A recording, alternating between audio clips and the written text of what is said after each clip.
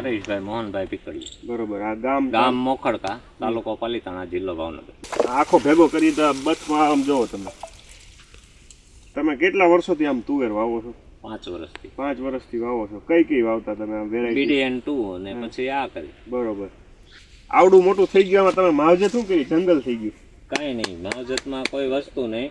આમાં BDN 2 માં આવો જે આ લચકો થાય ને એ લચકો ફાલ નથી આવતો. બરોબર. છૂટી હા, ઓલી છૂટી આવે અને આમાં એક આમ તો આમ લચકો બતાય. બરોબર. આમ ફ્લાવરિંગ ને આમ પગથો પડે છે, ડાળીઓ વધારે પડે છે. ડાળીઓ પેટા ડાળીઓની સંખ્યા વધારે હોય. કેવો ફાલ વધારે લાગ્યો. BDN 2 ફાલ છે. કરતા આમાં ફાલ વધારે આમ લાગ્યો. જો અંદર સુધી ફાલ હોય.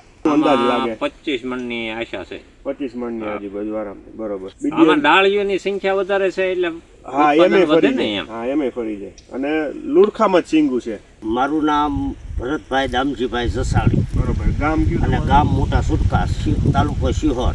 આપણે તો પહેલી વાર જ કરી છે, બાકી કપાસ જ કરવી છે. આપણે તો મોબાઈલમાં વિડીયો જોઈને મળે મેં કરી છે 70 કરી. આ બિયારણ તો સારું છે, બધું ફાલ બહુ સારો છે. ઝુમખામાં સિંગો આવે છે. ઝુમખામાં આમ જો આ ડાળી રહીને એવા અમુક તુવેરના છોડવા હોય. હા હા. અને આ થડ જોવો તમે, કાંડા જેવું જાડું થઈ ગયું છે.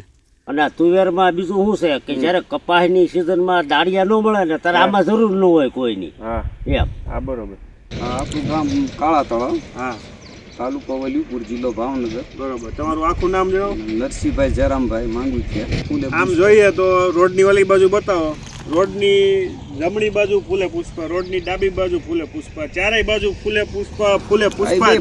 ભાઈ તમારા ગયા વખતે કેટલું ઉત્પાદન આવ્યું? મારે 27 મણીઓ વીઘો આવ્યો. 27 માં.